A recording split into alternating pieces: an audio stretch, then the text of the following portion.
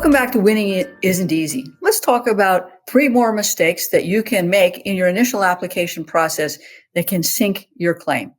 Number 6 is not filling out the application correctly. Number 7 is screwing up the ADL forms. And number 8 is screwing up that interview.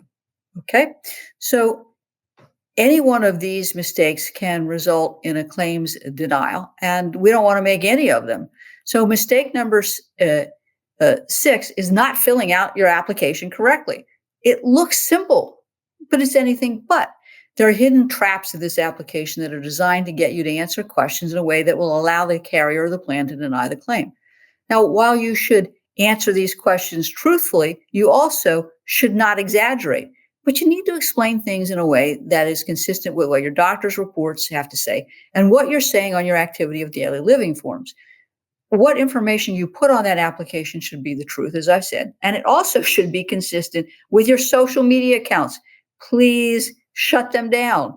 Inconsistencies in what you say, what you tell the doctor, and what you are doing or may not be doing on your social media account is one of the easiest ways that, or one of the easiest tools that a carrier will say is the basis of a denial. It's all inconsistent. Our doctors are the ones who actually understand this, and our doctors have opined that you can continue to work or you can do your occupational duties. So that inconsistency is going to kill you. You're going to be asked to complete these forms repetitively and at different stages of the claim. And when the carrier or plan is re-reviewing the file, they're going to be asking you for updated information about your work history, benefits you're collecting, ask you to complete updated activities of daily living forms, and those can kill you. Obviously, this is just part of being on claim, and you can expect that they're going to review each one of the forms, look for inconsistencies, can look for inconsistencies between what you're telling them in phone calls or inconsistencies in your medical records. So consistency is the key. Mistake number 7 is screwing up that activity of daily living questionnaire. Now, the activities of daily living form ask questions in an open-ended manner. It might say, tell us about your daily activities. That's a really broad question. And you can answer it lots of ways, depending on what's happening in your life, depending on the day, your pain level, medication you're taking, your response, what it is you're actually doing. We suggest that you do the application forms in draft. And of course, as if we represent you, we will review them and we approve them after we've reviewed your medical records to make sure everything is consistent. Now, you also might be tempted to use just the forms that the insurance company provides. As an ERISA and a Social Security disability attorney, I see many insurance company forms, and I know among the forms that they'll have filled out is the attending physician statement form, and that form doesn't ask the right questions. So we will supplement that form with the Social Security applicable form, even though you may not be applying for Social Security benefits. We use these residual functional capacity forms so that we get the answers to the questions that really matter. And one of the questions is going to be symptoms and functionality and restrictions and limitations. That's why, again, it's really important that when you're filling out these activity of daily living forms, this is all consistent. In fact, I've written a book about how to fill out these ADL forms and the traps that can occur. And you can call our office at 727-894-3188 and ask for a copy of that book. Now, mistake number 8 is screwing up the interview with a disability carrier plan.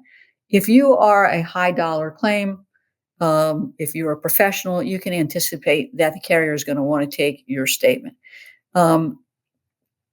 I will tell you, if you expect to complete your disability report, your ADL forms, send in your APS forms, and expect that you're going to be FedExed to check the next day, you're in for a rude surprise.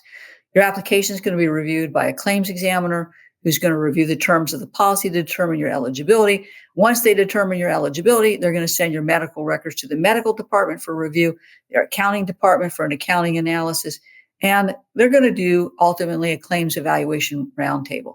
And they will determine whether they're going to pay benefits, whether your claim needs to be reviewed further by their physicians, and whether a statement should be taken from you, and if so, what should be in that covered in that statement. So you should be wary of the claim with the adjuster. You have a duty to cooperate, but I always suggest that questions be put in writing so that you can take the time to answer them. And you should watch what you say and watch what you do. If you choose to speak with a claims adjuster, I would suggest you get permission to record the conversation and ask for a copy of the recording. The insurance company or the plan administrator is not your friend, and even the most innocent remark can destroy your claim. I think you should only make contact with them via email and not by phone, and be very discreet in your email. Don't send them a yelling email, a screaming email.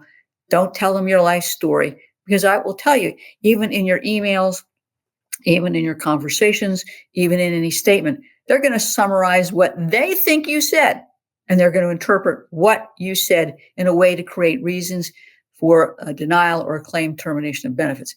And worse yet, if you're driving, if you're in the park, if you're somewhere where it's loud, the adjuster is going to conclude that you must be out and about and leap to the conclusion that you're capable of working. Now, if you're a high dollar person, you can potentially expect surveillance. And that's true if there are any inconsistencies between what you say you do in your activities of daily living form, what your physician says, what your social media accounts say, and of course, what you're telling the adjuster.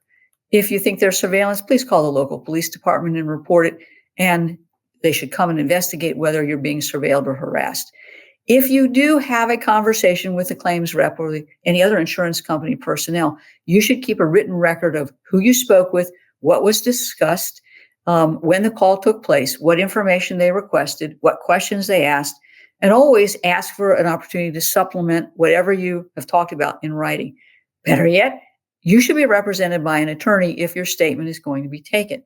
Generally, I think these statements are a trap. They're looking for specific information that will justify a claims denial or determination, and you need to be prepared by having an attorney represent you. Got it? Let's take a break.